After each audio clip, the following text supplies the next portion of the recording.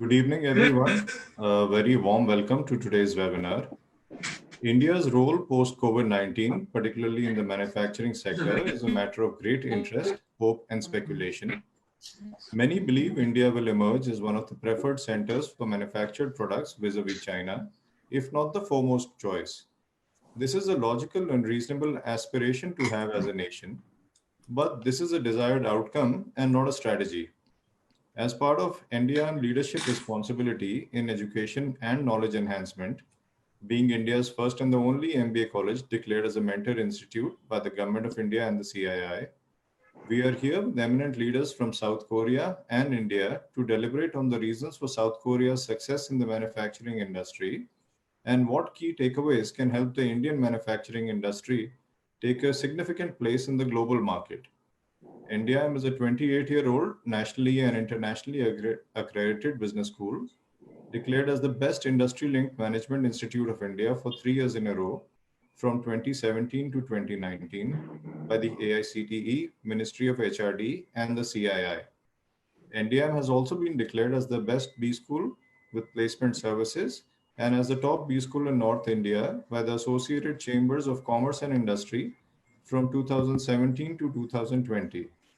Now I will introduce the moderator for today's webinar, Mr. Sakant R. Tayal, Ambassador Retired and President of the India Republic of Korea Friendship Society. He has wide experience in both bilateral and multilateral diplomacy and has been a frequent speaker on contemporary affairs. He regularly writes for academic journals and the Asian Age. Ambassador Tayal was on the board of Hindustan Shipyard Limited, Vizag, and MMTC. As an independent director during 2013 to 2016, he was also chairman of the governing board of Dayal Singh College, Delhi University during the same period. Ambassador Tayal has authored a book, India and Republic of Korea, Engaged Democracies, which was released in December 2013 by the Honorable External Affairs Minister of India. I now invite Ambassador Tayal to take the webinar forward. Thank you very much. A very good evening to all my fellow panelists, Ambassador Vishnu Prakash, participants. When I was in Seoul, there used to be very regular from ministers, from senior officials, and also study visits from large batches. Like the IAS groups used to come for their phase 4 training before they became joint secretaries. Senior officers of armed forces used to come under National Defense College's auspices. A lot of study visits also by some management trainees coming for their senior executive programs. And always the question was, why is Korea where it is and why is India where it is? Because in the 40s and 50s, when we started on our journey of independence, perhaps we were at the same level of development. I'm the president of India Republic of Korea Friendship Society. Dr. Bansal is a very honored member. Ambassador Vishnu Prakash is an advisor, and we have been thinking of organizing some kind of an interaction or to share the Korean experience for the benefit of Indian executives, entrepreneurs, and businessmen. Of course, we were earlier trying to have some kind of a interactive workshop or seminar, but then this Chinese virus hit us, and Dr. Bansal very graciously offered that we could have this interaction under the auspices of this New Delhi Institute of Management and as a webinar, and that is where we are. And in our endeavor, I must acknowledge the full support of the Korean embassy. They have been very instrumental in many ways. I will now invite Chairman of NDIM, Dr. Bansal, to give his welcome remarks. Dr. Bansal is a former civil servant and has been the youngest and the longest serving secretary, principal commissioner, director of India's biggest statutory urban body, Delhi Development Authority, for more than 28 years. Dr. Bansal has headed several public sector undertakings and departments of governments of Delhi, Punjab, and India. Dr. Bansal is a special invitee to the Education and Skills Committee of FICCI and ASSOCHAM. And Dr. Bansal is also a member of the National Steering Committee of Partnerships, of Internships, of AICTE, and chairman of the Education Committee of PhD Chamber of Commerce and Industry. Over to you, Dr. Bansal. Thank you, Ambassador Tayal. It's been an honor, in fact, to have such a distinguished set of panelists here at the forum of New Delhi Institute of Management. We have been getting tremendous love and all the support from the Embassy of Korea, at least for the last 7 years.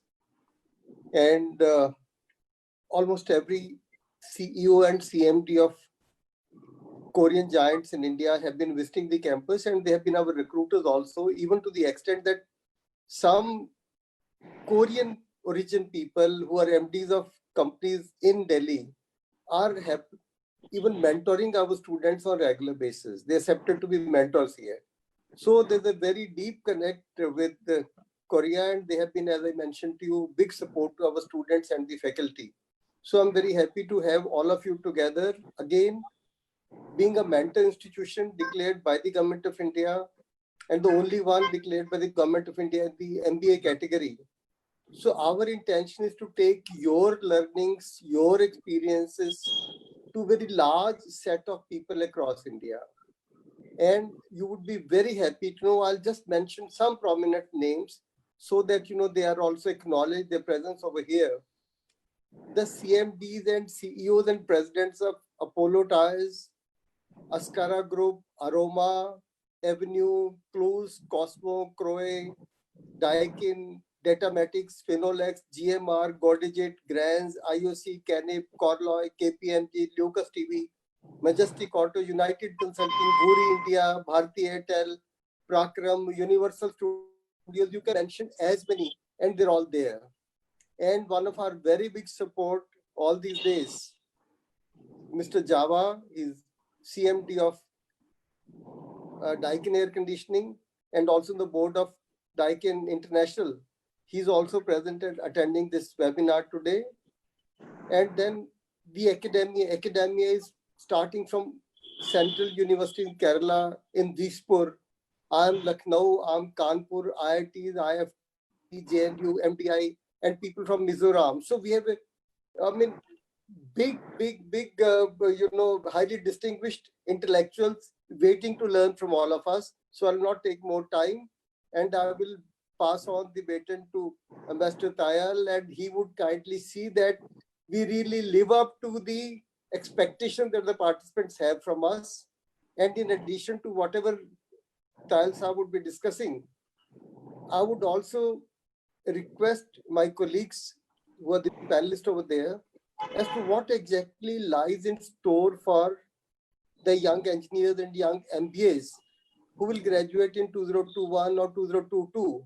What are the kind of opportunities and what exactly should they be doing to grab those opportunities with you? So these are a couple of questions. About 100 students also attending this event from across the country. So this is one question paramount in their mind. And I'm very happy, in addition to the panelists whose names you see, Ambassador Vishnu Prakash is also with us, whose name we were not aware of. So we welcome him also, in addition to all the panelists over there. Thank you very much, sir. And Nikhil, now we will just show you 1.5 minute video of the support that Korean embassy and Korean companies are giving to us, and then Talsa will take over. All right. Okay.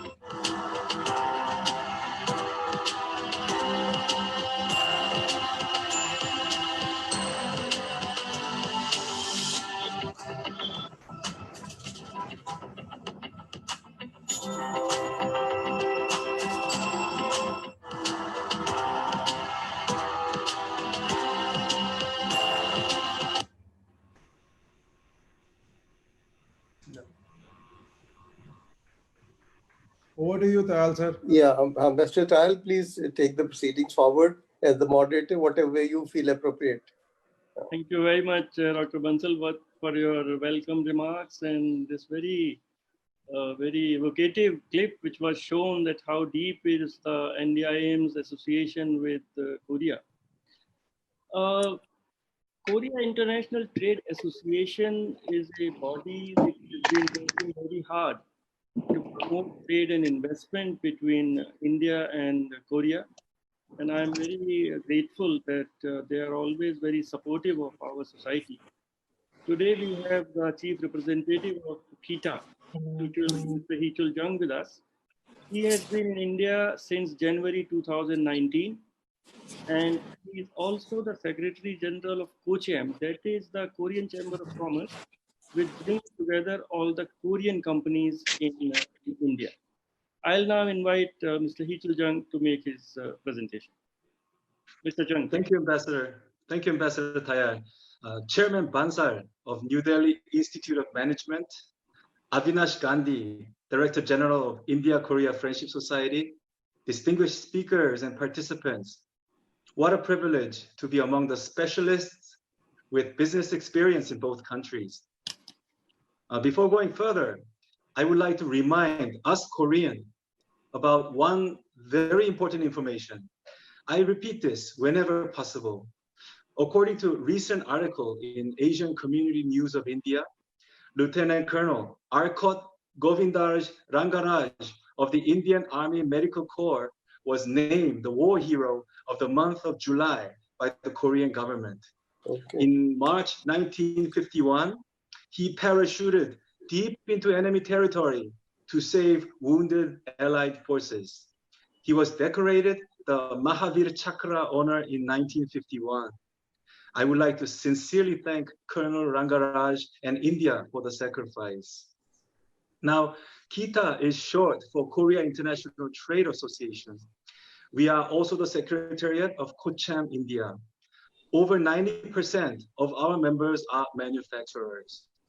Today, I was asked to speak about how Korean manufacturing sector experience could help bring more manufacturers and logistics sectors to India.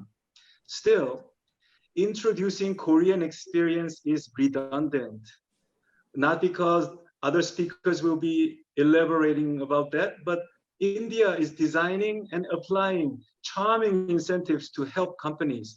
In this area, India is doing very well. Many incentives are successful. The Merchandise Export Scheme, or MEIS, is a good example. The list can go on and on. Rather, it is more appropriate for me to address the problems that manufacturing companies face in India. Because where there's a problem, there's a solution. And solutions are what attracts businesses.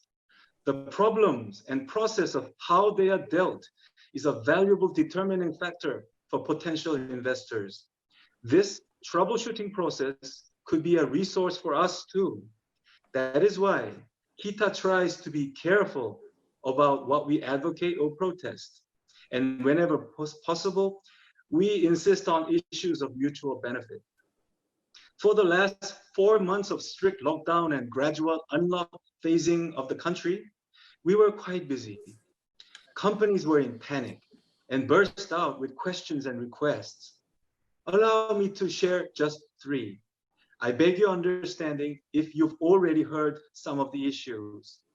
First, the excessive demurrage charges.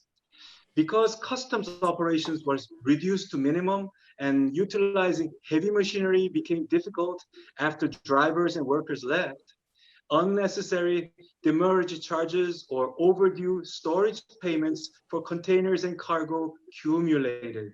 The amount that Korean companies had to pay extra ranges from few lakhs to even many crores.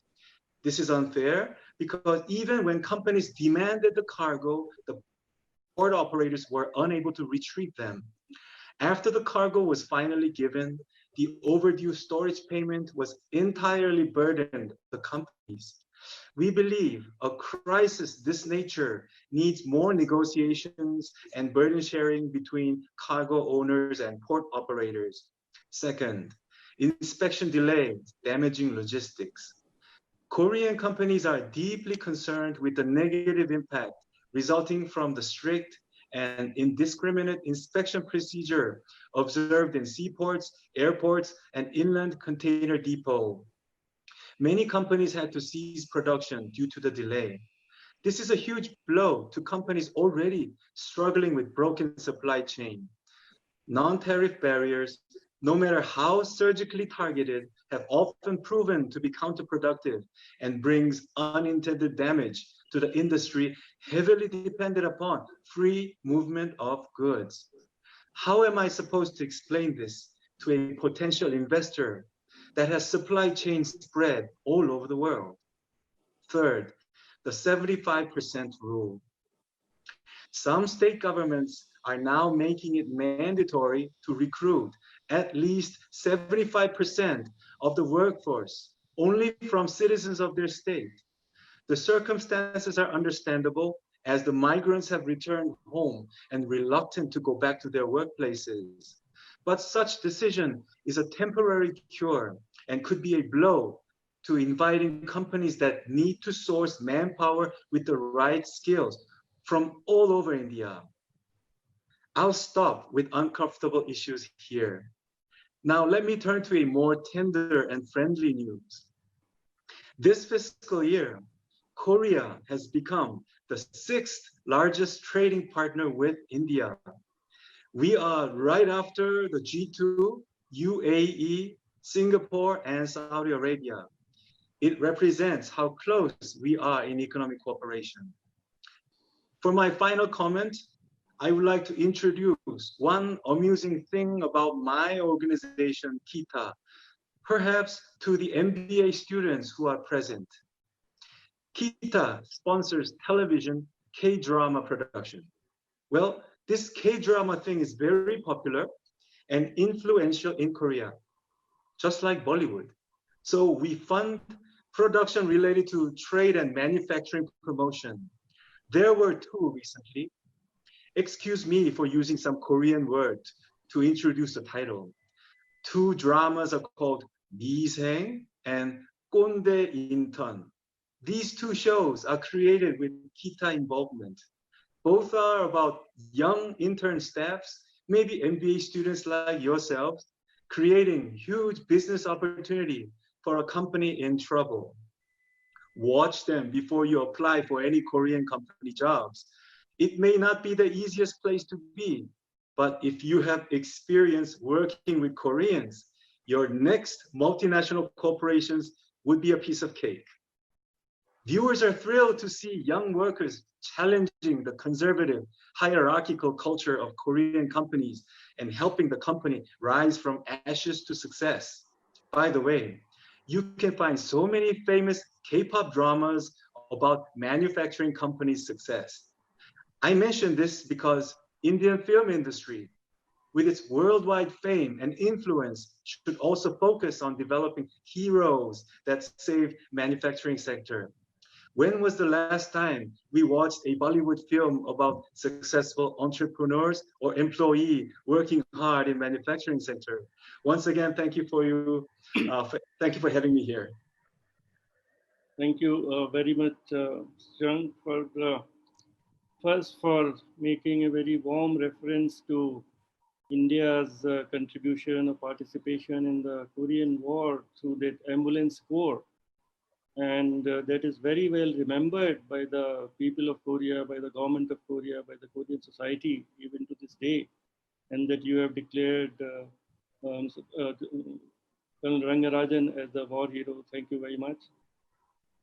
You have pointed out the difficulties which are being faced by the Korean companies, and we need to improve our ease of doing business. Government is very sure that they want to go on that path, but it is very important that we understand what are the bottlenecks. So thank you very much, and I'm sure in some ways we'll try to convey your concerns to the very top. And then of course your tips which you have given to our young students who are listening. We have chosen the panelists very carefully, and they are those who have worked both in a Korean industrial and manufacturing environment as well as in an Indian manufacturing and industrial environment. And I'll start with Sri Manohar Bhatt, who is Vice President and Head of Sales and Marketing for Kia Motors, and which has in a very short time made a big splash in our automobile sector. He was earlier with Hyundai Motors. And I would request if you could also cover how Indian companies could be part of Korean companies' global supply chains. Over to you, Sri Bhatt.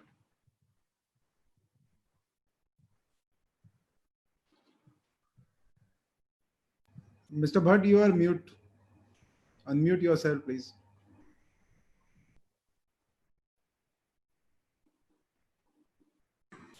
Yeah, it's my privilege to be here today. I'm very honored to be here.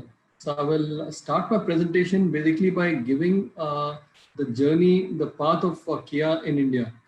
So I have a small presentation which I'll share with you.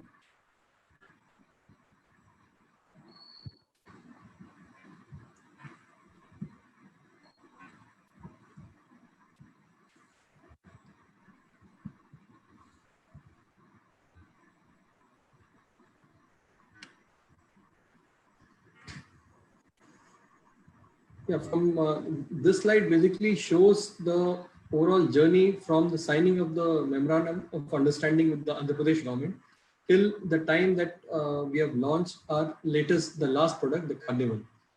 What actually stands out here is the speed at which our organization has proceeded in completing its work. This I believe, see, I worked in various companies. I worked in Indian companies, I worked in some Japanese companies, and then 2 Korean companies. So what stands out actually in the Korean way of thinking is what is committed, what is said will be done, has to be done at the committed date and time. So in fact, when we say, okay, I'll do it on this date, in fact, we can also state a particular time by which it should be done, and it will be done by the time. That is the hallmark of actually Korean, the Korean way of working. So as you can see, we signed the MOU in April, but the work started almost within 6 months of it in November 2017, and within 2 years, actually much less than 2 years, we had the trial production start in January 2019. And within, again, within 2 years, the first vehicle also, the Seltos, was launched. And as you can see, the facilities are nothing, they're they're massive, they're world class. It's spread over 535 acres. And the overall investment in this project was more than $2 billion from Kia as well as its suppliers. So the capacity of the plant again is world class, is 300,000 units per year in 3 shifts. Currently, we are working in 2-shift production, and hopefully by the time the demand recovers and we have one more model in the pipeline, then we will be at 3 shifts. Here we are looking at actually cooperating with the Andhra Pradesh state government. We have had a very good cooperation with them so far, so that we have been able to recruit manpower. We've been able to train manpower, get trained manpower, train them also in our way of working in a very productive manner, so that we are, like I said, at a 2-shift production even today. Actually, the second shift we started a month after we started the operations. I believe it could be a record for in India for sure, maybe in the world also, that we could start the plant within 2 years of the MOU signing. And more than that, we also started a second shift. We effectively doubled our capacity within a month of actually starting of the production. Now, the plan for us is we launched the Seltos in September 2019. In February, we have launched the Kia Carnival, and going forward now, in the next month, in August, we'll be launching the Sonnet also. Sonnet is a sub 4-meter compact SUV, which I think you would have seen some teaser advertisements on the TV, and I can tell you, the wait will be worth it when we launch it in August.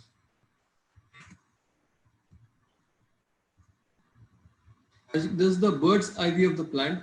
As you see, it's been made in Anandpur district, which is really a very dry district and not really known for its agricultural produce, because it's pretty dry, hardly any irrigation facility there. So we used this very barren land and started the Kia facility there, which gave immense opportunities for employment to local people. We have employed more than 3,000 people there in Anandpur district, and also from the other parts of the state.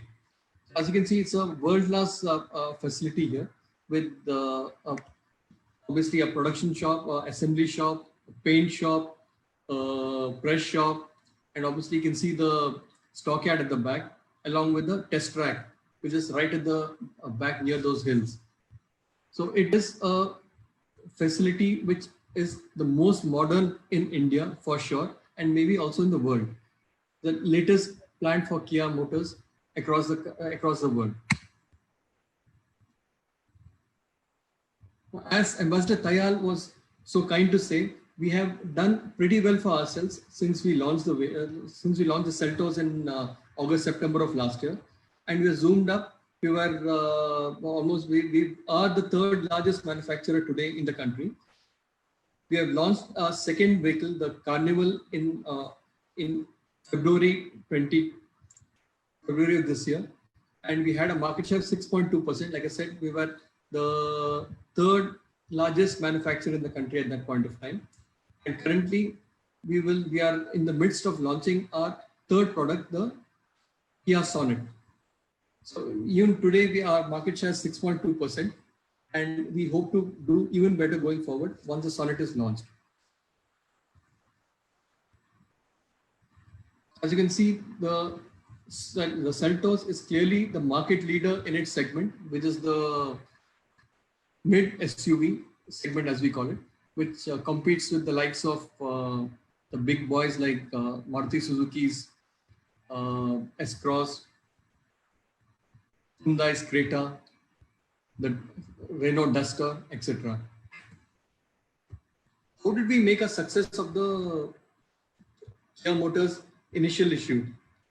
We did it because we have a very widespread network. If I may say so, it is the largest network of any new manufacturer in the country when they started off. So this gave customers a lot of confidence in our product, because typically when a customer looks at a new vehicle, he's at the back of his mind, he thinks, okay, if God forbid something goes wrong with the vehicle, or if I require service for the vehicle, where can I find it? If I go up country, if I go into to my native place, for example, driving this vehicle, then do I get the service facility there? To address this need, to give the customer comfort, we made sure that we had more than 250 customer touchpoints when we started off, and we were present in something like 145 cities right from the word go. So we have 177 service touchpoints, again across the country, north, south, east, west, so that wherever you go, you will not have to travel for more than, I think, 45 kilometers before you can find a Kia touch point. So this was one of the reasons for our success, as well as obviously our very good introduction of the Kia brand. So we started our brand launch in January of 2019 with a brand teaser of "Are you ready for Kia?" Basically, what we are trying to show is what is Kia all about. Kia is all about excellent design and extremely good quality. So this was actually the theme of our brand campaign, a brand teaser movie, and the follow-up stories that we had with the with Johnny, the designer, as the hero, as well as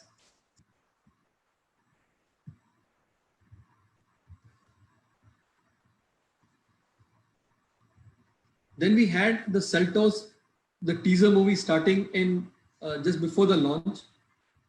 We said that Seltos is coming, followed by the launch movie, which is Seltos Badass by Design.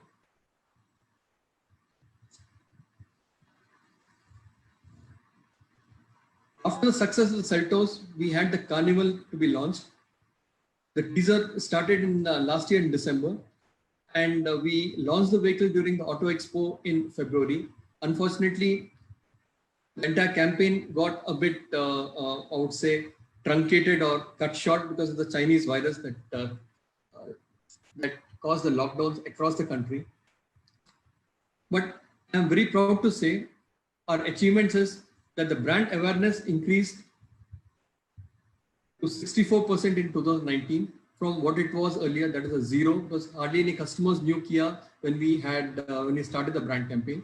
And we have gone on to build a brand that is very close to what we stand for: premiumness, excellent design, and high quality. So this has really come out and people believe in this also after having tried our product.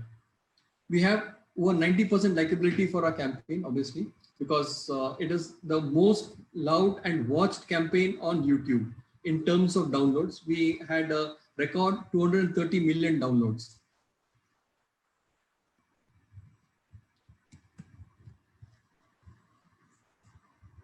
Now, coming to suppliers, our suppliers are located in 2 parks near the plant, by and large. So there is a A park and there is a B park. One park is just next to the factory, whereas the other one is around 25 kilometers away. So we have 54 local suppliers and 30 knockdown kit suppliers. And we also have 6 global sourcing partners here. Total 73 tier 1 suppliers here.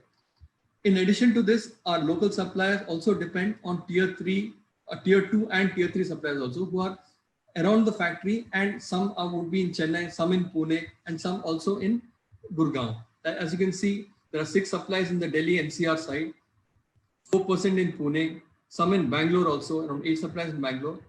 But a large number of them are in Anantapur and in Chennai. Chennai is also incidentally where we have our export and our import happening. So this is the port where we got to tie up with for that. Mr. Bhatt, 2 minutes, please. Sure.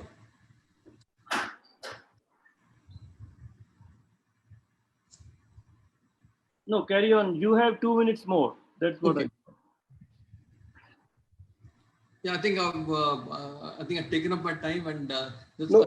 would add that the nice thing about why we chose Anantapur is the state government gave us a lot of facilities there in terms of roads, and the most importantly, we had a good supply, a good source of labor there, trained labor, good labor, who we have also trained on our part for both ourselves, that is for our plant, as well as the vendors. We had an export and an import port also nearby, in the sense that it was less than, I think, 400 kilometers away. So and it is very well connected through a road network, not only to Chennai and Bangalore, but also to the other parts of the country. It also has a railhead nearby, so it helps us in moving our finished goods to various parts of the country. I'll be open for questions after this, I think, when we... Yeah. Thank you. Thank you very much, Bhatt, for giving a example of a very successful investment in India, and which has been done in record time, because generally there is a complaint about by foreign investors that it takes a lot of time to come into production in India.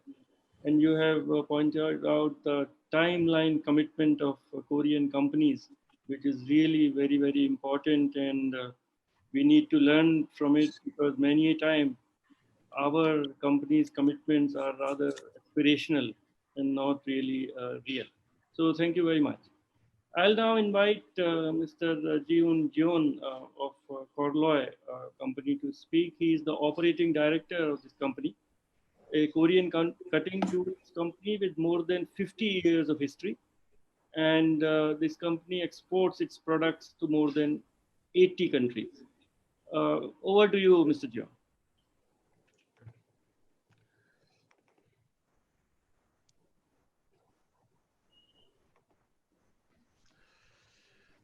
नमस्ते मेरा नाम जीवन John है मैं कोरियाई company कोरलॉय में काम करता हूं मैं ऑपरेशन डायरेक्टर है हमारी कंपनी कटिंग टूल्स बेचती है मैं इस समय 5 things that made manufacturing industry of Korea successful के बारे में सुनाऊंगा मैं चाहता हूं कि आप लोगों को मेरे स्पीच के द्वारा इंसाइट मिले धन्यवाद My name is Jun John.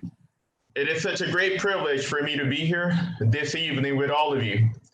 Our company is Korloy, and we sell cutting tools all over the world, and including India, for past more than 50 years. Today, I'm going to talk about 5 things that made manufacturing industry of Korea successful. 5 things that made industry of Korea great. But before I begin with any further speaking, I would like to ask yourself one thing. How much do you really know about South Korea? You see, if there is one person before you and you want to learn about him, then what do you have to do? You have to look at his past, what kind of life he has gone through. In the same way, if you want to learn about how Korea becomes so much successful, you have to see the past as it is. Then we go on to the Joseon dynasty. But unfortunately, there were many things in Joseon dynasty that led back for the competitiveness of the nation. First of all, in Joseon dynasty, there was a slavery system.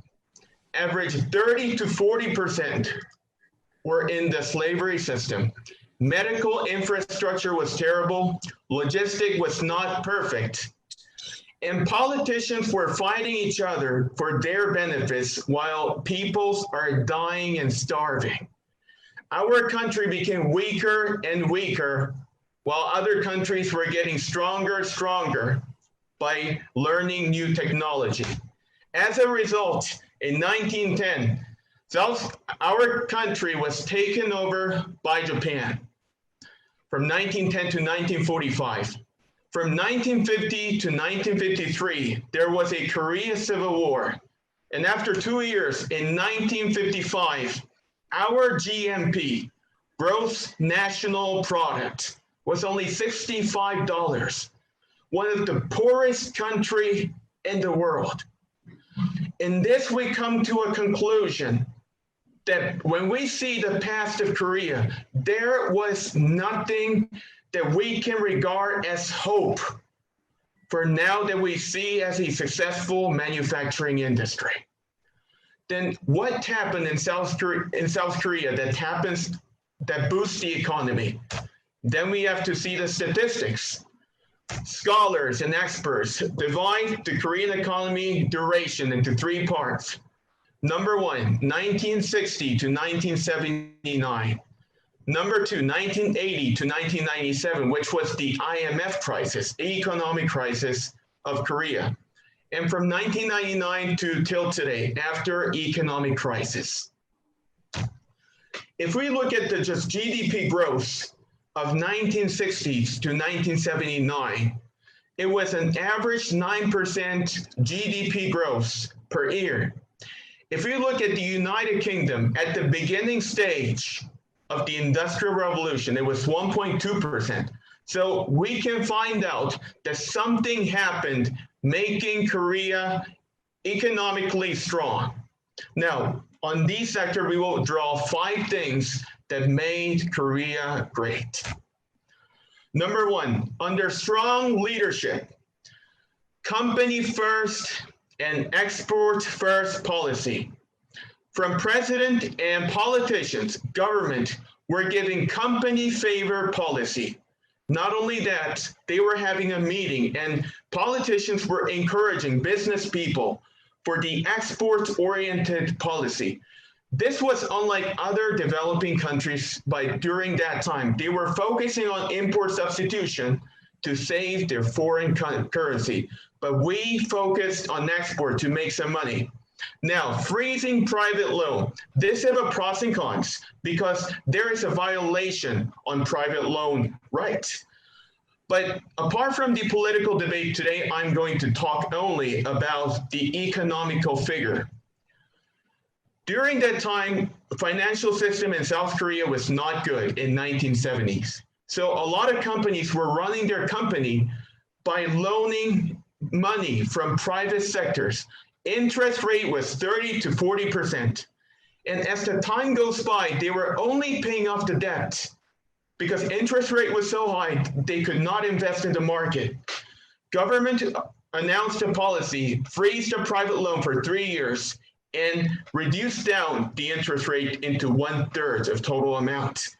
And those money who was supposed to go for the paying off the debt were put into the market. And in 1973, the very next year, the growth rate hiked up to 14.9%. And public corporation inducement law was there for the promotion of the private investment sector. In this point, we can learn that there must be a strong leadership and also there must be a company first policy to boost the economy. Second thing is investment for the future against all the odds.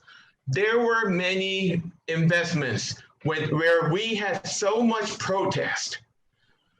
In 1974, December, Samsung Electronics initiated their business on semiconductor. But if you want to do a business on semiconductor, you need to satisfy one of 3 criteria. Whether you have 100 million population, GNP 10,000 US dollar, or you have domestic demand for 50% of that. But we were falling under no criteria at all. But they invested with the right decision, and now we are number 2 foundry manufacturing nation of the world. Heavy and chemical industrialization occurred during that time as a policy. It was following the Japanese development model in 1950. A lot of people protested because they thought it's going to fail, but this boosted the economy in 1980s. And one thing that we need to learn, there's a Pune, there's a POSCO. During that time, we were lacking money, so mine workers and nurses were sent to Germany. And on behalf of their wages, we borrowed $35 million loan, and all those investments were used for building POSCO and building highway for the infrastructure of the highway logistic. Now, in this point, we come to a point that there must be, if there is a right decision, even though there is an all odds in protest, we should go for it, and it makes miracle. And from 1980s, as I mentioned before, heavy chemical industry boost, and we did aggressive export on these products. Not only that, and also we joined the WTO member.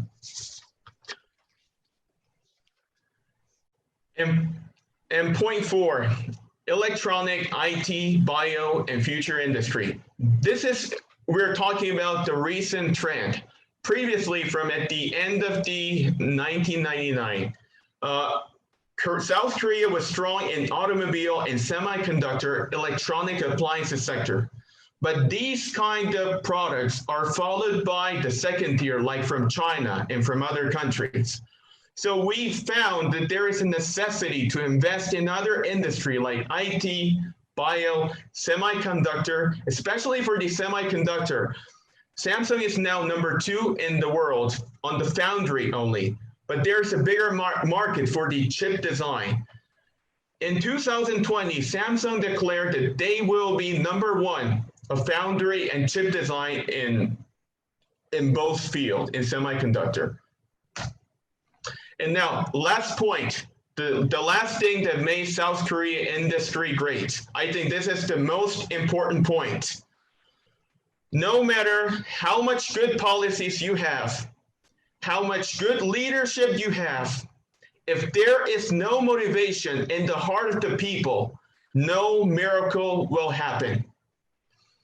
In South Koreans' heart, in every people's heart, there is an anger and wounds because we've gone through severe poverty and our nation were taken over by Japan. But rather than expressing those anger against Japanese people, Samsung president went Japan weekly basis to learn about the semiconductor technology. We sent so many engineer students to learn about Japanese technology because we had a dream that we will dominate their product and we will make a better product in the future. Now, this is the important point. Recently, there was a very, very tragic story at the border of India.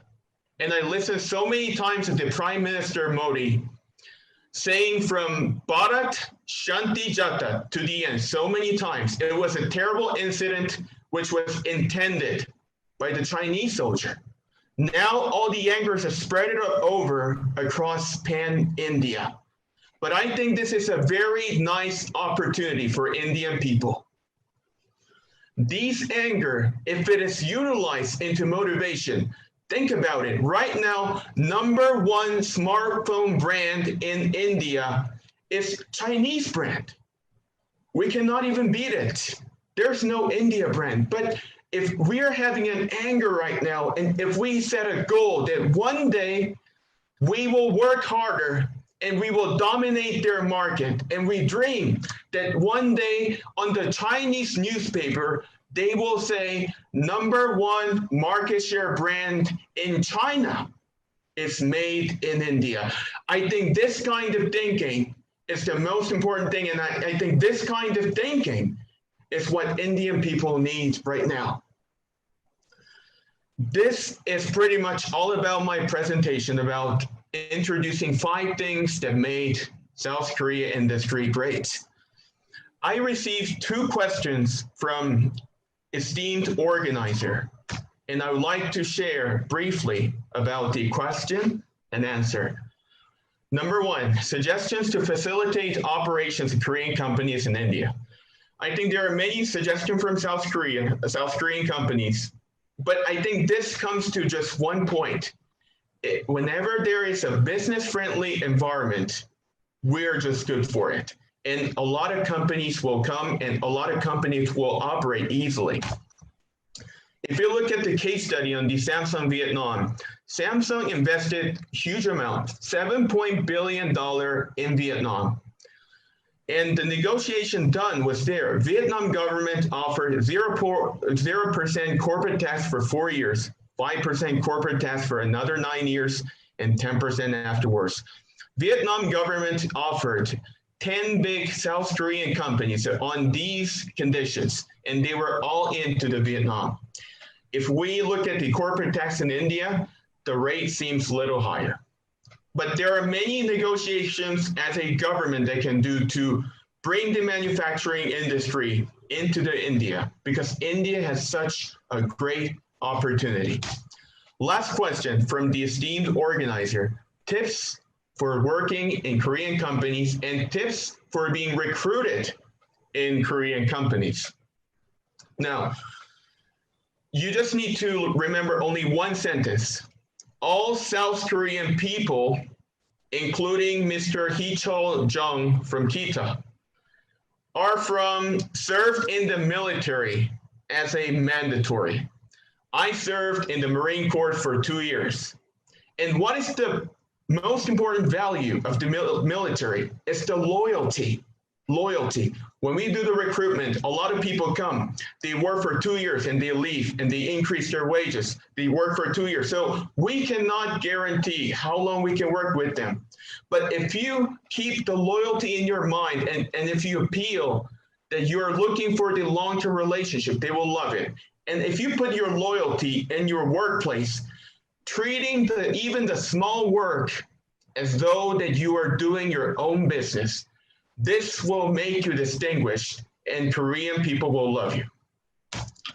This really is the end of my presentation today. Well, thank you for hearing my speech. And I want to say in Hindi, Corona se sawadan rahiye. Please keep healthy. Thank you very much. बहुत बहुत धन्यवाद श्री जियो, आपने यहाँ आकर हिंदी भी सीखी और आपने हिंदी में बहुत अच्छा शुरुआत की, और आपने जो अपने प्रेजेंटेशन में Excuse me, like right now मैं आजकल हिंदी सीखता हूँ, लेकिन मुझे हिंदी नहीं अच्छा है. So can you please speak in English so that I can answer you? You have made an effort and we are very grateful for that and we appreciate that. But the Thank you. point which you have made, the 5 points and giving the background of how Korea has advanced, how rapidly, and the final point of turning anger into motivation is really very, very important.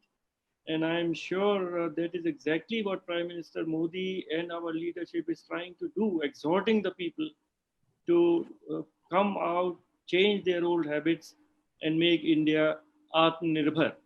So thank you very much. I now turn to. And can you please close your presentation? Yes. Thank you. I now turn to Shri Shashi Modgal. He was CEO of Novellis Asia, based in Republic of Korea. It is a $2 billion company. He was there from 2012 to 16, and that is in fact the largest Indian investment in the Republic of Korea by the Aditya Birla Group. And Modgal was also chairman of Indian Chamber of Commerce in Korea from 2013 to 15. And at present, he is an independent director in several listed companies. So over to you, Shri Modgal. Thank you, Ambassador Tayal. And thank you to all the participants as well. Good evening, Annyeong Haseo, Namaskar. So my talk is divided into 3 sections, looking at what happens in India versus Korea at the micro level, A, at the macro level, B, and at the cultural level, C, all of which are important. And the speaker before me made some very, very important points, which I will emphasize when I come to them as well. I think they are actually the key, the route to a company performing or a country performing well versus performing not so well. So the micro factors that I observed over the 4 years in Korea, and I have kept in touch a little bit subsequently as well. One where Korea was very, very good was an easy and quick dispensation on all legal or quasi-legal matters. Matters related to tax, to pollution, to union issues, and so on. You made a representation, you got a reply. You got a quick reply, you got a comprehensive reply. There was no come back and a new date and a new date and a new date and so on. It was all very well done.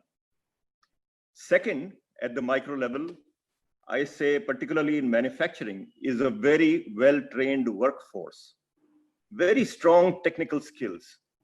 In fact, all the universities, all the schools in Korea are of a very high standard. And about the time that I was leaving, there was an initiative from the government of Korea to discontinue with the ranking of universities. And I wanted to know what the reason was. You know, Seoul National University is rated #1, Yonsei is rated near there, and then there are other universities as well. So the Korean belief is, if you are a university, you're supposed to be good. What do you mean by ranking? I remember a visit to a hospital as well, and I wanted to know, who is a good doctor here? And I was told, what do you mean good doctor? He's a doctor. If he's a doctor, he's got to be good. So that is a thought process that inculcated quality right across the line, a great depth in quality. If you're a doctor, you must be a good one. If you're a university, you must be a good one. If you're a school, you must be good. You can imagine what depth of technical manpower they have, technical as well as non-technical. And that's amazing. That's something that we must learn in India as well. Here, if you have to go to a doctor for something or the other, and it's not one of the top 5, your friends will say, "Tujhe marna hai kya?" If you're not one of the top 5 doctors, number 6 and onwards are all supposed to be useless. I'm exaggerating a little bit, but that captures what the issue, what the problem is here with us. Infosys once did a study about engineers, and they found that only 4% of the engineers that apply are employable. And the others that they employed, they needed more than what was available, so they trained the rest for 6 months to 1 year. And that's the kind of problem that we have. Korea has a ferociously studious culture. As you know, they have the highest number of PhDs per capita in the country, and that culture really spreads. The Hagwon system, tiger moms, we talk about Chinese moms as tiger moms or Indian moms as tiger moms. There is no tiger as tigerish as the Korean mom, I can tell you. They are really after their kids to study, to learn, to develop good habits, to inculcate discipline right from a young age. And that makes them who they are, with great depth in manpower quality. Then discipline. Just now, the previous speaker, Mr. Jong, he mentioned that 2 years in the Korean army do that to you. Yes, I think that's an add-on, but generally discipline is a part of Korean culture. Another strong manifestation of discipline is, and particularly relevant for manufacturing, is an SOP culture, standard operating procedures. They really take great amount of pain to follow SOPs. On an example, I went to a golf club once and I had breakfast. As you know, the Korean way, you spend a whole day at the golf club, have a meal to begin with and have a meal at the end. So I had an omelette to begin with, or I had scrambled eggs actually. Then when we came back, I said, instead of scrambled eggs, give me a variation on eggs, give me an omelette this time. And the waiter said, no, we can't do it. I said, why? If you can do scrambled eggs, you can do an omelette. You break the egg and you just do different things with it. I said, all right, let me go inside and check with the chef. He came back in a minute and said, Anio, you cannot do it. An SOP is an SOP. And if that chef has been certified for scrambled eggs after making them right 100 times, he's certified for scrambled eggs and for nothing else. Yeah. And they really, really follow it. This can be a fault, as we saw very tragically in the Seawolf ferry tragedy. Observation of SOPs, obedience is carried to the levels of a fault. But in general, of course, it is a great strength. You might wonder that this kind of a culture is not the kind of culture that would inculcate innovation. But then the Koreans have SOPs for innovation. And Samsung has an innovation center, a large innovation center, as you know. And Samsung, LG, Hyundai, Kia are world-beating organizations. Cannot happen without constant improvement and innovation. Then investment in R&D by manufacturing companies particularly, and by all companies actually. The Koreans believe in that. Kia, Hyundai, LG, Samsung did not become who they are by simply copying others. They did it by deciding to get ahead of the others, and R&D was a significant input in doing that. R&D, according to me, shows intent to be world-class. And I'm afraid we are lacking in that in India. You pick the biggest names in India in manufacturing, and even they are lacking in intent. You ask me about a company which is going to be world-class, and I would like to see their R&D facilities, their R&D intent, how much they spend and what quality of manpower they deploy in R&D. India, not very good at all there. So uniform quality and uniformity as a whole in quality and an SOP orientation are the two differentiators that I would like to point out at the micro level.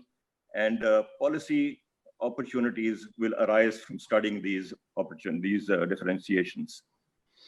At the macro level, in one word, the difference is governance. Good governance versus indifferent to bad governance, as you see in India. That's my personal view. In Korea, you have a very knowledgeable and a very committed bureaucracy. As a matter of fact, the senior most bureaucrat is typically the minister in charge. So that brings about continuity. It brings about knowledge-based and apolitical leadership of that portfolio. In India, my observation is that the minister in charge actually takes away from the portfolio. He adds nothing to the portfolio. He adds a little bit of petty politics to the portfolio and prevents its actual development. In recent times, actually, the criticism of this government currently, Indian government, has been that it's too centralized, that bureaucrats make the decision, and that the PMO then endorses those decisions. That actually is like the Korean system.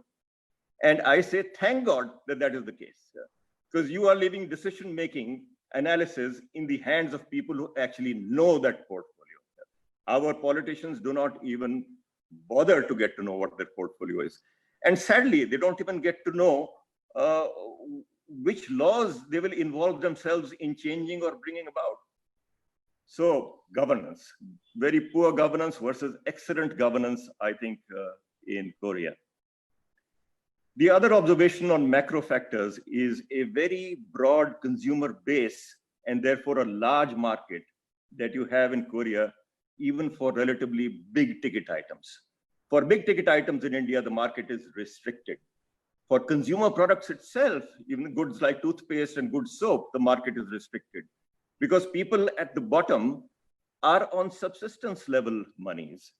So I observed that in Korea, in our factories, we had two factories, one in Yeongju and one in Ulsan, large factories. And the parking lot was huge.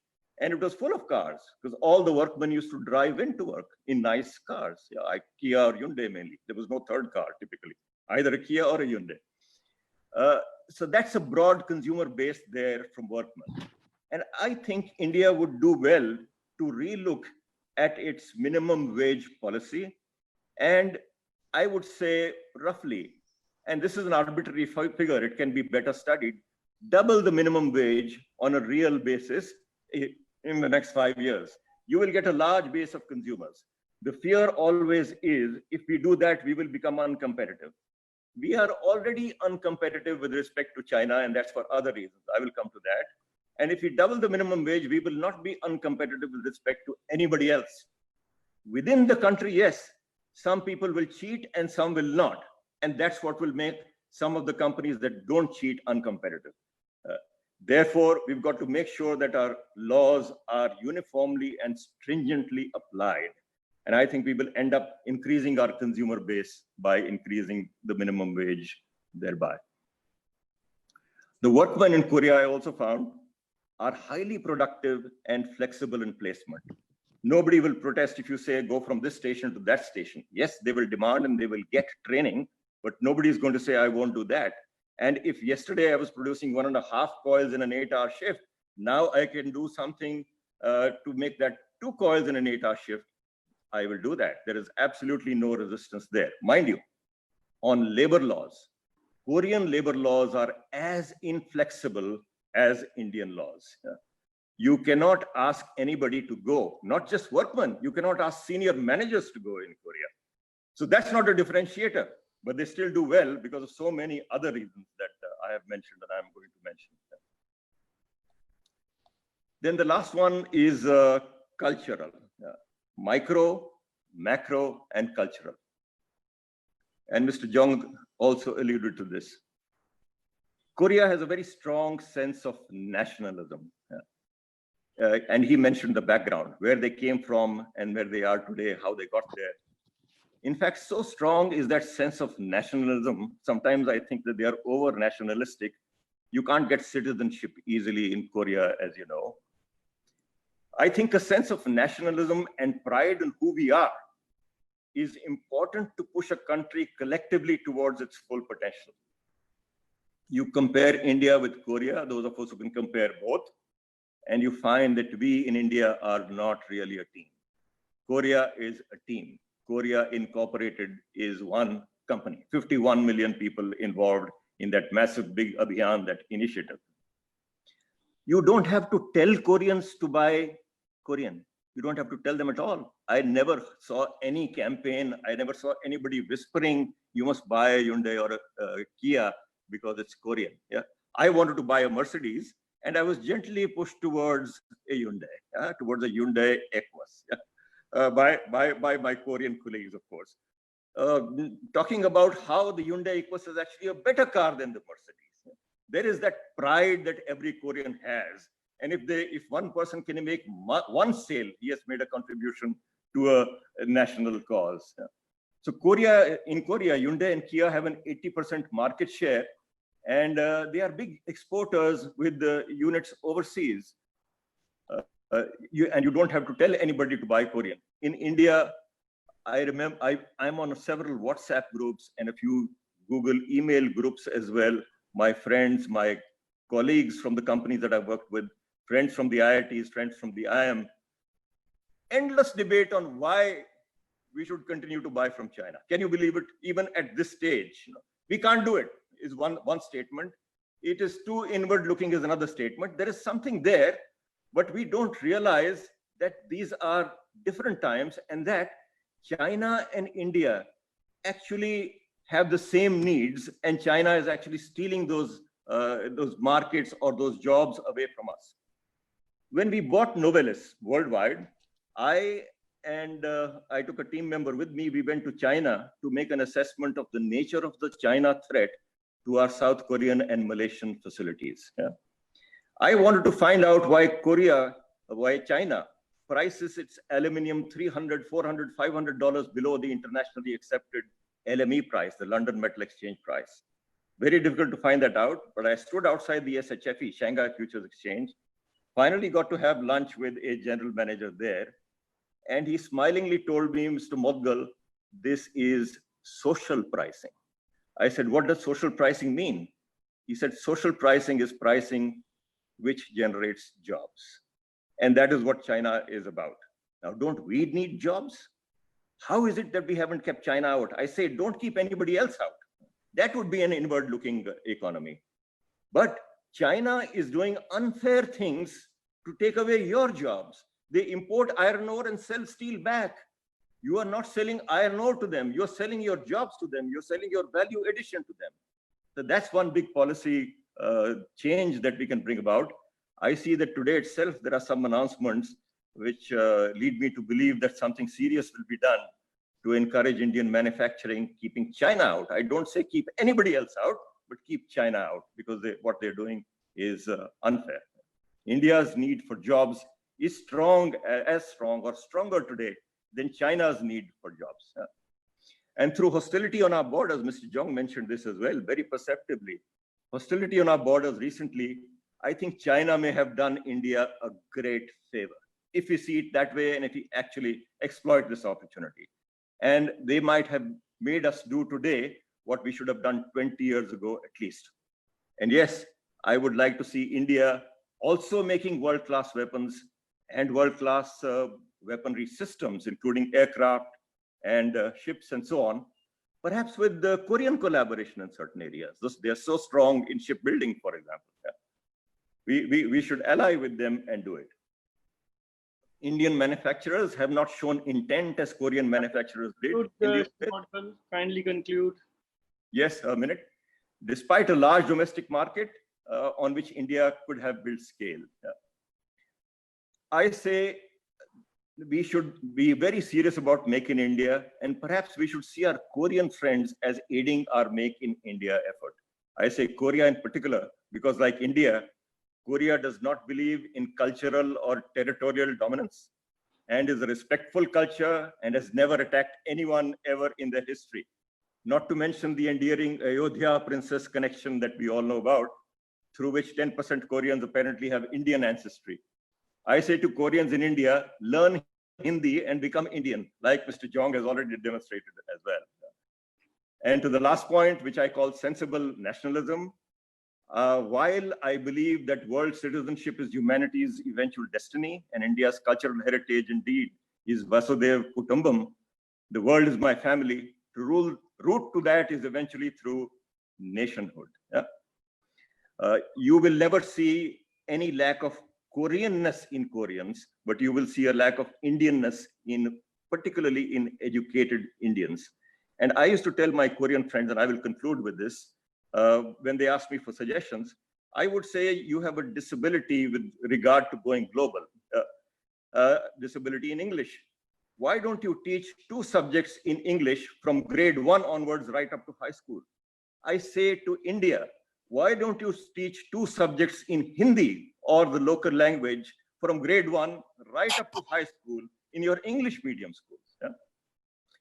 It is in this regard, I think, that India has perhaps the most to learn from Korea, from Korea culturally. Yeah? How to become really Indian, make our Indianness work for us, and how to work as a team. I conclude with that. Thank you. Thank you very much, Modul, for very, very perceptive remarks. And you have not minced words, and you have thrown a searchlight on us, all of us, as a people, as a community. And there is a lot to reflect on what you have said. I now invite Shri C.V. Singh. He is former Vice President of Tata-Daewoo in the Republic of Korea. And he, in Tata Group, Shri Singh was with the Tata Group for 40 years. And he was also looking after, when in India, domestic and international business, new product development, etc. And also head of management services, IT division in Tata Motors. Over to you, Shri Singh.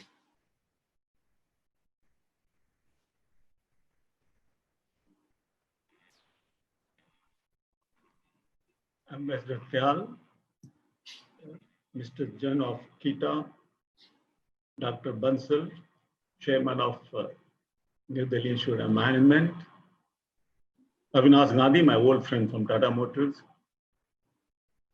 my fellow members, panels, and participants.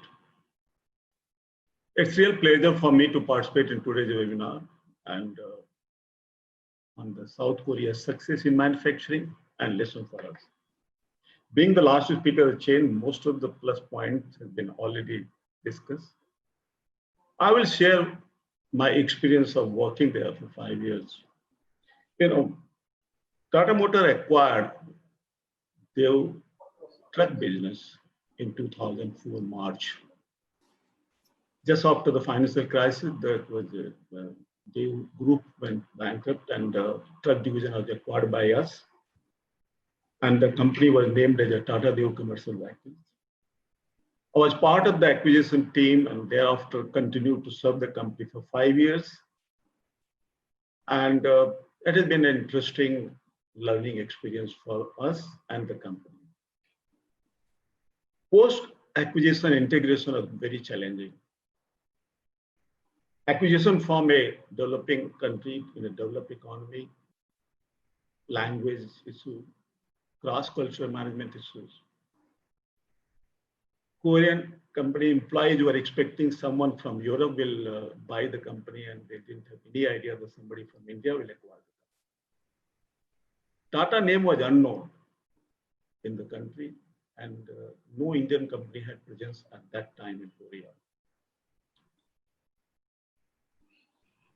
The expectations from the stakeholders, government, employees, customers, suppliers, and creditors. These are the major challenges of integrating the company within the group. I'll take a few points because most of things have been discussed. First and most important is the research, development, and innovation capabilities. That's the strength of the Korean companies. Tata-Daewoo gave #1 priority on building the research and development capabilities, design processes, skill development and training of the design team members to make sure that they keep developing the product and to meet the requirement of the domestic market as well as the international market.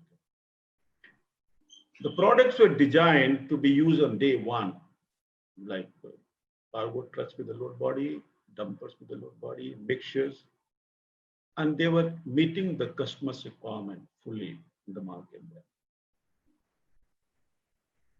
New product introduction was the well-established process there, and new models meeting the emission norms of the company and the country, as well as the specific requirements of overseas customers were met by the company. The company had partnership with the technology partners, leaders in the world, to continuously upgrade the product and make sure they maintain their leadership. I'd like to share with you the government support in developing new product. They will identify the product of the national importance. We were the first to develop the truck with the LPG gas and LPG and LNG. Now, this was taken as a national important project, being reviewed, monitored, and facilitated at the highest level in the government with all the stakeholders. During that period, we also worked jointly with parent company Tata Motors and developed a product for the global market, which were introduced both in India and the Korea at the same time. We also developed the MCV truck just to break the monopoly in the domestic market.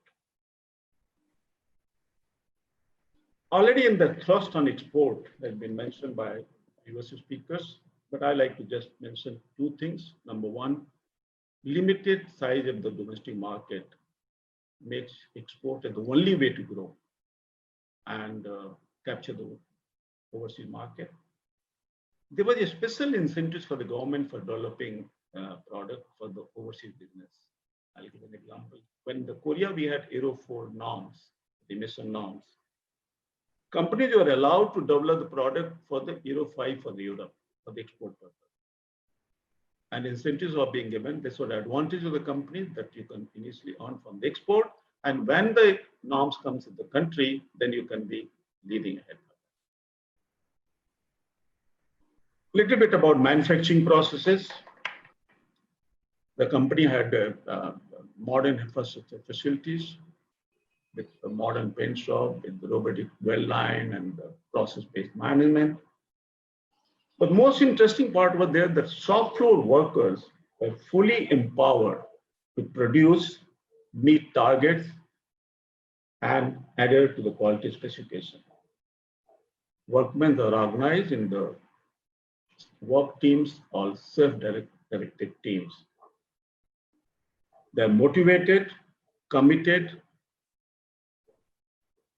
receptive to new ideas, and as Sashi mentioned, they had a pride in their work and pride in whatever they produced.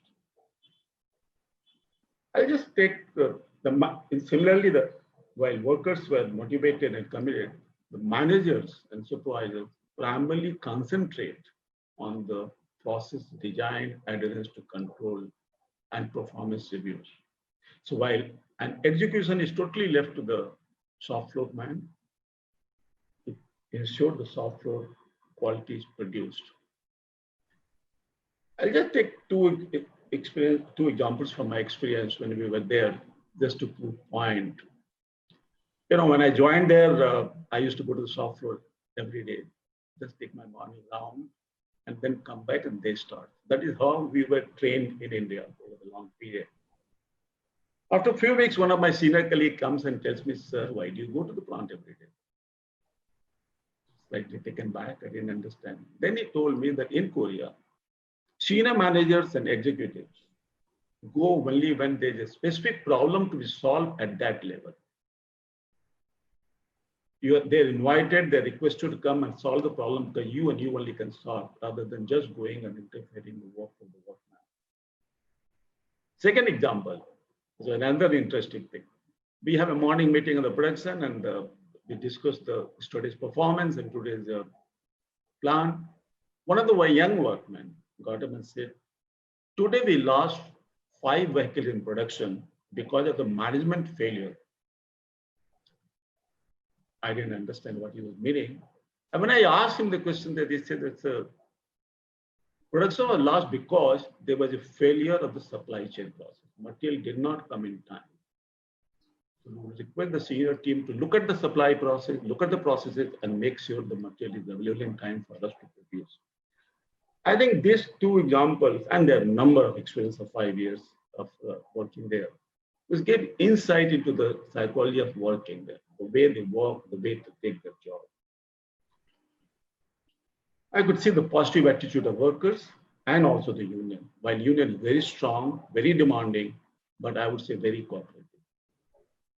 During the 5 years I was there, we didn't have any time where there was a loss of production because of any HR issues, any other problem. In fact, incidentally in Korea, we have the wage agreement every year. Every year in April, the demand will be given, and by June end, it will be settled. So unlike here, where we have once every 3 years and once in 4 years. So that was one experience where we could see that workers are, if you look at them and discuss with them frankly, they'll be totally with you. In fact, I was told by my old colleague there that during the financial crisis, for 4 years, there were no wage revision with the workers, that they were not given any salary increase.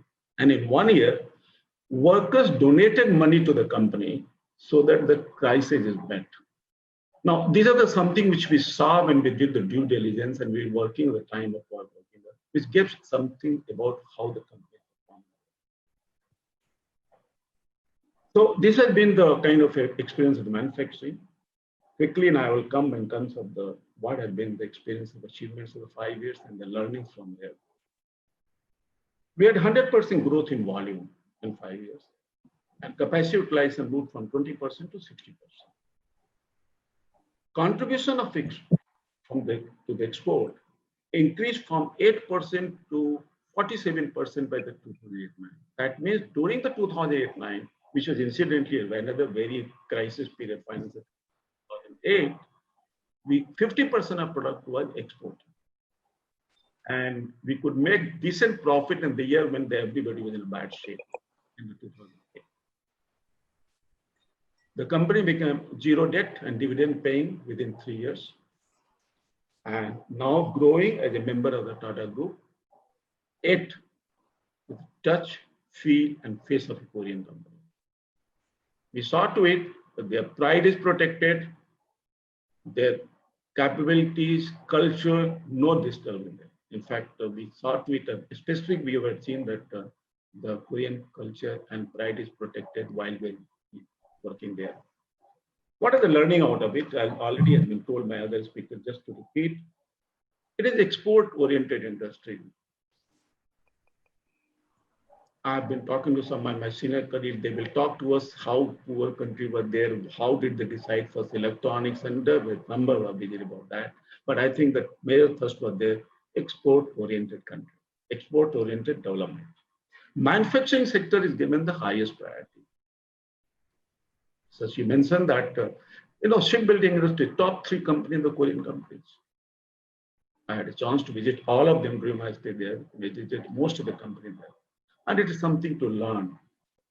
The only regret, I was there at the time after that I retired. So most of the time I used to share with the students in the management, in fact, this is a well-written case on and taught in almost all the management issues of the Tata-Daewoo acquisition and the process there.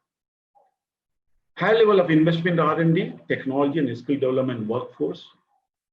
And one thing we observed, which I think one of these comments, commitment to lifelong learning. They keep learning. They go about the time there, go the evening there.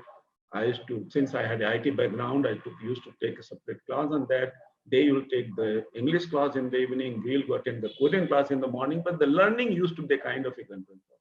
And that is one thing which we should learn from them. Incentives and motivation to perform. That is one thing. There was a special incentives, and people are motivated to perform in whatever they do. And I think my previous colleagues. And the last point, last learning is there, which is my experience, our experience. Communication, credibility, and commitment are the key success factors for success of the Korean company.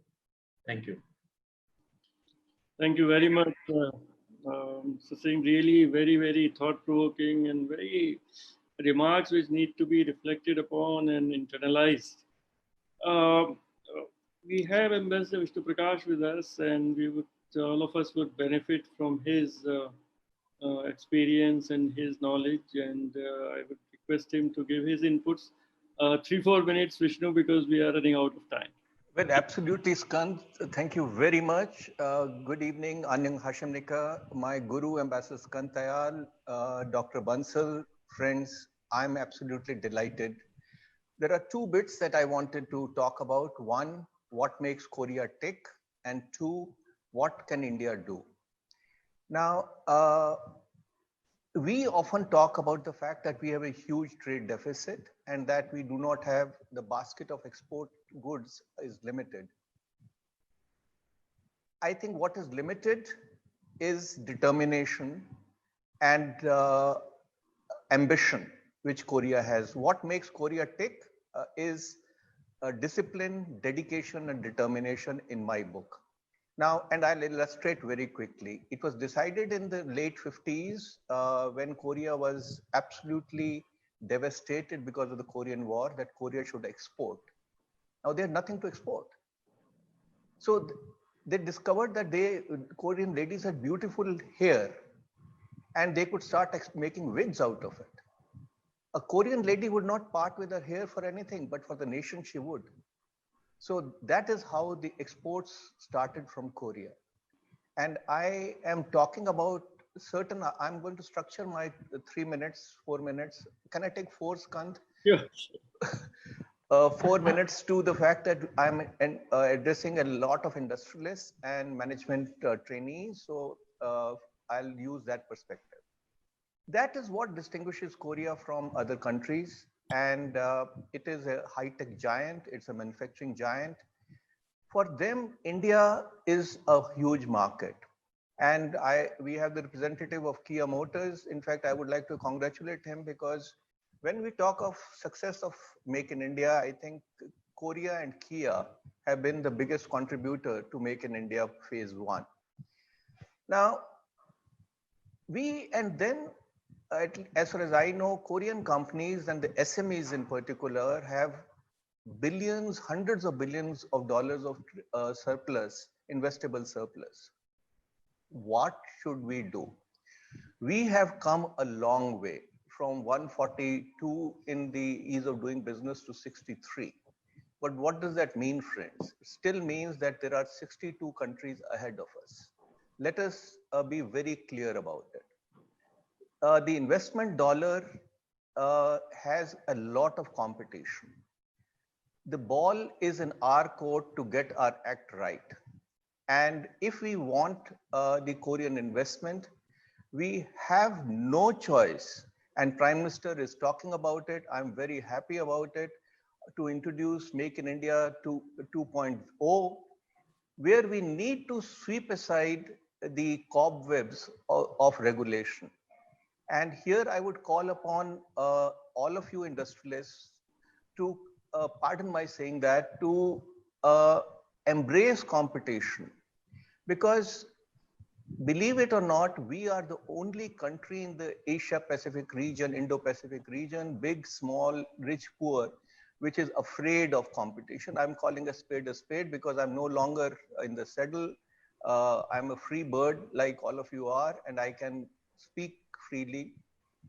We are shy of free trade agreements. We are shy of competition. We are happy to be in a regulated framework. If we want to be a part of the global supply chain, we have to embrace competition. Thank you.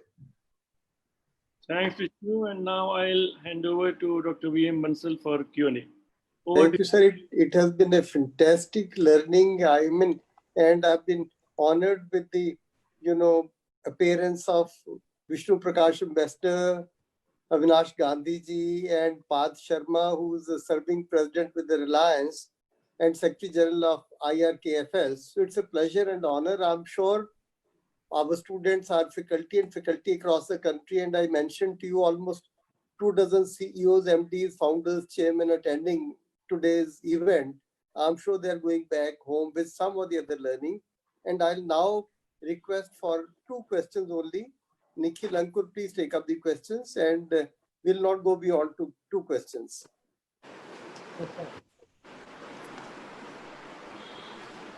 All right. So first question is to Mr. Manohar Bhatt from Kia Motors. Sir, you talked, you had a detailed presentation on successful investment in India. What are your top learnings from the way Kia started the plant within 2 years of signing an MOU? What can India learn from that?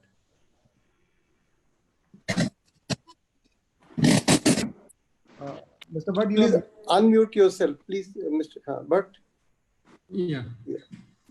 I think I've addressed part of this in my presentation. The most important thing in my view is the commitment and the cooperation among the various teams within our organization and without. But the most important is the determination and the commitment to success. When we say, like I said, that we will something will happen by this particular day, and we also plan it to the particular minute also of actually execution. So it is very well done. It is very well planned out. But also in case there's something goes wrong and we have to change the plan, we are flexible enough to change it to suit the changed circumstances. So it is actually commitment, determination, planning, and flexibility. So the best of all the worlds.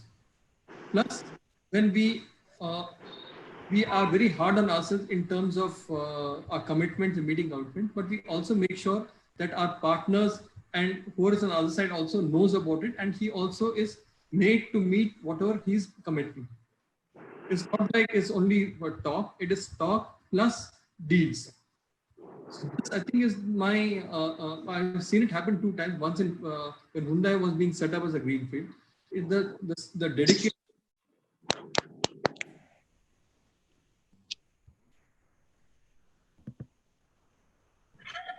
Nikhil, I think there's some internet problem at his end. You will please go for the second question.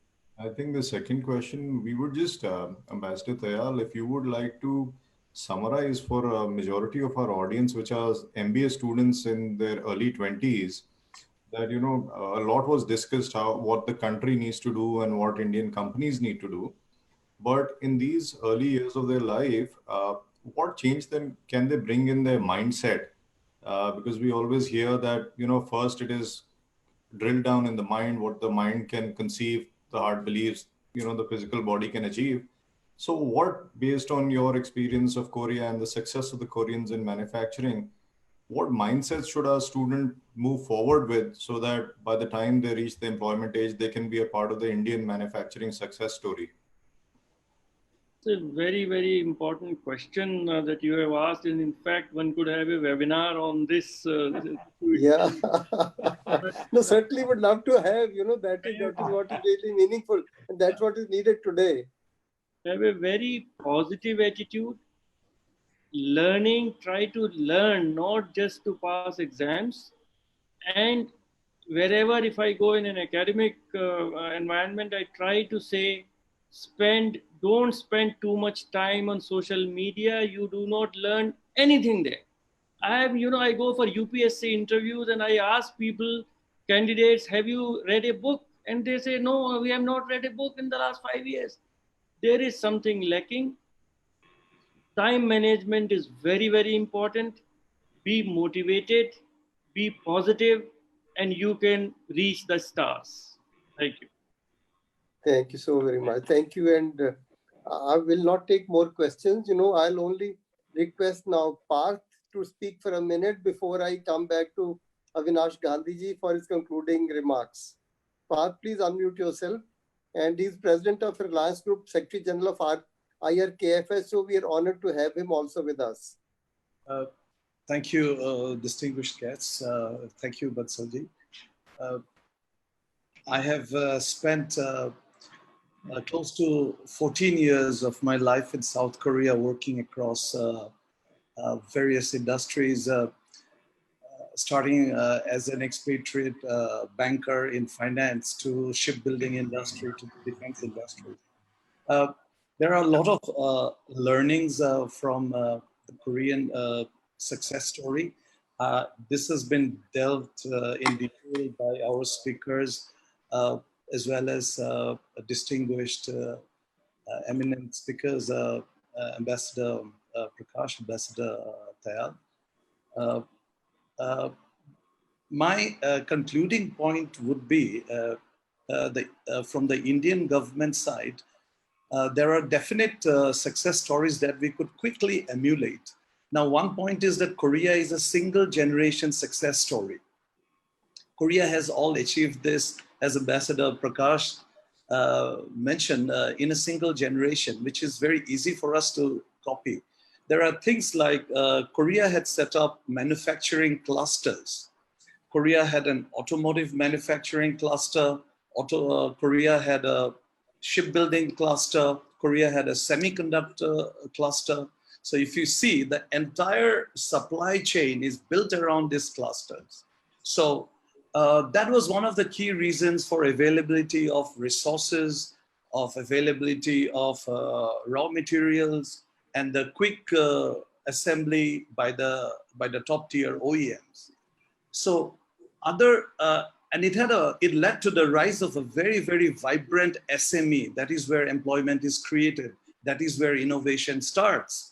Now, this SME has got a lot of entry barriers, things like heavy investment in R&D, heavy investment in testing, heavy investment in world-class application. Now, the government actually created world-class testing facilities, world-class certification facilities, to the level of nuclear testing, military grade testing certifications. And eventually this certification and testing facilities became successful on their own, and they were very heavily used by the SME. This is one model we see very essential because the importance of quality, the importance of a global presence, importance of global leadership was very well understood by the Korean industry right at the beginning. We cannot be number two. You have to be number one. In whatever you manufacture, whatever you produce, it has to be number one. However, the SME cannot afford testing, certification, R&D. Now, R&D around the cluster is built around the cloud R&D model. So there are a lot of these things that we saw, which the Korean industry had clear right from day one. Secondly, our distinguished speakers have addressed the ethos of the Korean workforce. I think honesty, discipline are unparalleled. There is one country in the world which I read on a Time magazine cover that beats Japan to hard work, and it's Korea. So I think these are some thoughts for me to share and leave at this forum. Thank you very much. This is a small step, yet a big step for our society. Take forward, and we'll continue to have such forums in the future. Thank you very much. Thank you, Parth, so very much for such a valuable information and inputs given by you. And I'm extremely grateful, first of all the participants, all the audience. They have been very keen listeners since beginning, and tremendous inputs given by all the very distinguished panelists.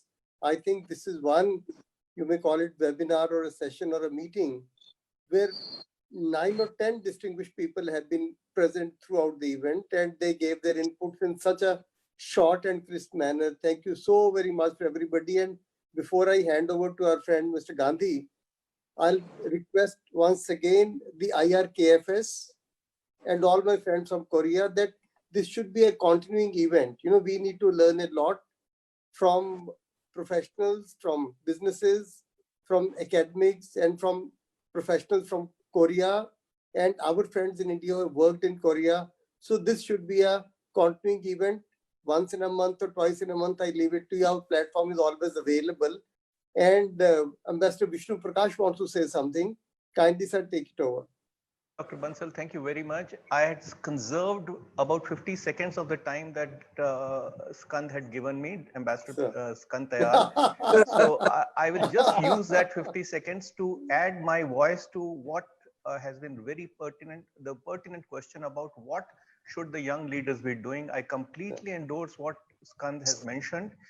Two bits which are very, very important. One is vitamin P. I'll come to vitamin P, but before that, credibility.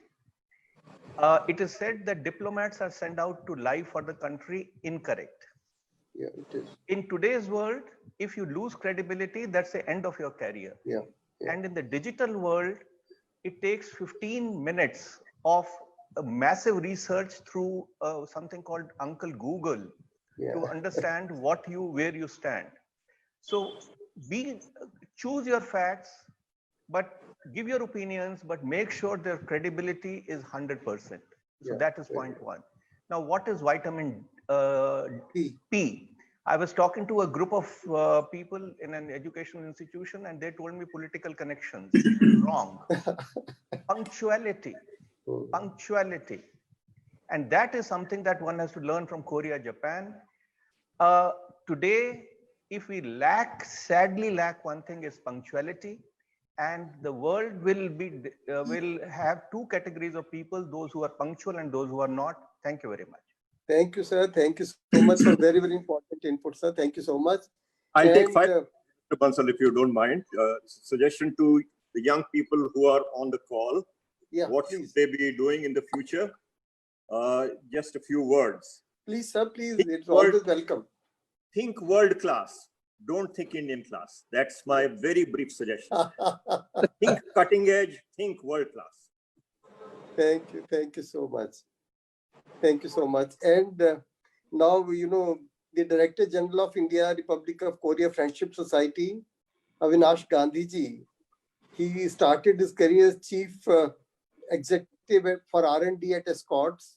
Then he was President of Hyundai Motors India. And now he's a director with Lumex Auto and several other companies. So I pass it on to Gandhiji for your final comments and concluding remarks. And please carry on these activities with us in the coming days. Thank you very much, Bansal Saab. First of all, I think today's webinar is all because of one person, Mr. Sakand Rajan Tyal. It is his initiative. He has been for so many months. He has been after the society people that let's do something and let's showcase what society can do. And to add to that one, Kita also became a part of this one. So our thanks to Kita and of course Mr. Tyal for his initiative and making this a most successful thing. But I must say, it was not possible if Bansal Saab was not benevolent. No, sir, I'm a part of you, sir. If his institute and his facilities were not there, and his team of people, Nikhil and everybody, they have been working on this one tirelessly, and they have done a wonderful job. I must say, we are grateful to the New Delhi Institute, Bansal Saab, his team, and my today's confidence is that with this webinar becoming a success, Mr. Tyal will be after the society people to do more and more. So we need not say that this should be a continuous affair. I think he will make sure that this is a continuous affair. And we can assure you one thing, we are available. Whatever needs.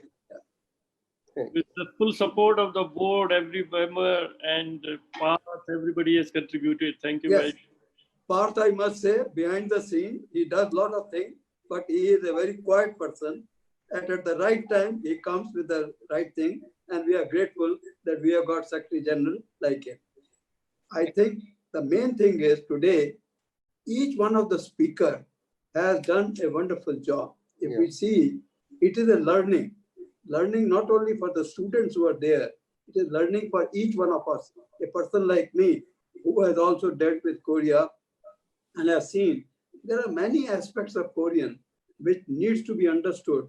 And the reason of their success is only confined to few things: the loyalty, the commitment, the punctuality, the commitment to the country, to the factory, company. All these things, I think, they say, my country comes first, my company comes second, my family comes last. This is what they say, and they really believe in this one. One of the learning, and I must say that in each one of the speaker has analyzed and told a lot of things. And each message is a thing for thought for each one of us. I would just like to say, Manohar Bhatt has the best experience available with him. He worked with the Japanese, so he knows how Suzuki started. He worked with Hyundai Motors. He worked along with me in Hyundai Motors, and I must say, he has the complete story of how Hyundai became a success in India. It is all because of committed people like him. And then Kia chose the best person to head it, their marketing, this one, and all his experience he has put this one. CV Singh is my old colleague, and CV said one thing, and he said we should keep on learning. And I just want to mention that when he came to Tata Motors, Telco at that time, he was an IT man. An IT man becoming a head of an organization in a different country. You can imagine how people can, learn throughout this one. And I must give credit that he has done a wonderful job in Tata-Daewoo Motors and did all these things. Basically, we must understand that R&D is a very, very important function. When first time I went to Korea and I visited, see, I had visited a lot of countries except Korea. I only went to Korea after I joined Hyundai Motors.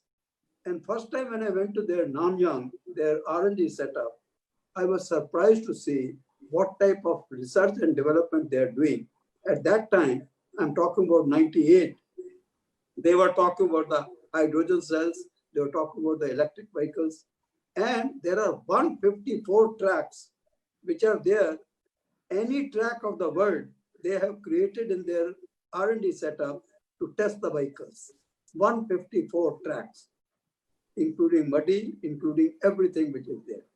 See, basically, Koreans have something which is each one of us, especially Indians, must learn. Way back in World War, when there was nothing there, when Korea hardly people knew, and it was Sangyong who said, we'll make a vehicle, a Jeep. Nobody even thought that they can make it this one. And they put the name of that one as Korendo. Korendo means Korea can do it. So basically, it is we should learn from them and we should see what more to be done. My request is I am addressing to both Koreans and to Indians. I think today I am an automobile man.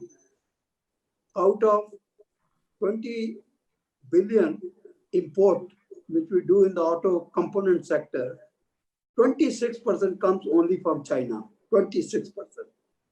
13% comes from Korea, 12% comes from Germany, 9% comes from Japan, 6% from America. See, the point is, this 26% is a golden opportunity for each one of us. And I feel that the time has come when Koreans should see India as a strong base of manufacturing. Yes, they have set examples. They have done a lot of things in the manufacturing, but they should also appreciate that in India, today, everything is available in terms of the quality, in terms of technology. We export to 100 countries today, and we import hardly anything. We don't export anything to China, while we import 26%. This 26% slot is open for all of us. And I think we should open our doors that Koreans and Indians should work together, form joint ventures, and try to capture both the Indian market, the export market, and make India as a main base. And I think if we start working on this one, I'm sure that we'll be able to do. This seminar is, of course, we have a restriction of time, but I can tell you one thing, this is the starting point.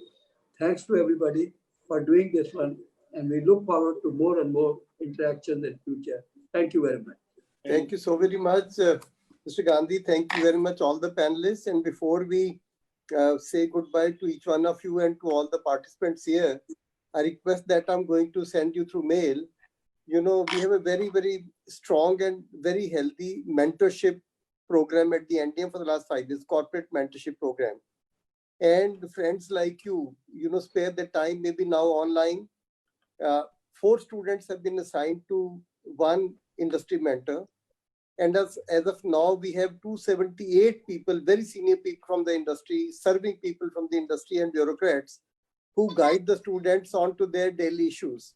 So I'll be requesting friends like you to be party and to become part of us. As I mentioned at the beginning, some Korean MDs are the mentors for the last 4 years with us. They came to the campus, they decided to be the mentor. So that is one request I'll be making to friends, who are in the industry and who are otherwise. I'll request Vishnu ji, Tayal Saab, in any case, he comes and teaches. So I'll request Ambassador Vishnu Prakash also to come and teach at the campus. Avinash Gandhi has always been saying that I want to be addressing the students. So that one thing is I want to take back home for my students and faculty. See, Dr. Bansal, I'll be very happy to. Thank you. Thank you with so the much. students, with the students, it's always learning. You learn more. And today's students have a better intellect than what we had at their age. And I think it's always a learning process, always available for such good cause. No, thank you. And one small thing what you just mentioned, when Dr. Manmohan Singh came to our campus last year, I was with him for a long time, and just when he was exiting, I said, sir, tell one thing that the students should be doing or learning from you. Of course, he had a long session. His secretary kept on telling me that his health is not good and I'm here only for 50 minutes. And he stayed with us for 1 hour, 50 minutes because he felt so good meeting the students. And he told me only one thing, which Avinash ji has just mentioned. He said, Bansal Saab, today's generation knows so much more than us. Let them be, let them just be, and they will outshine us. So that's what he said to me, just last year I'm talking about. Yeah. So thank you very much. Thank you, sir. Thank you very much. And thank you very, very much, Ambassador Tayal. You've been a part of all these years. This has been your dream, your idea, and thank you very much for putting this into place and getting everybody together.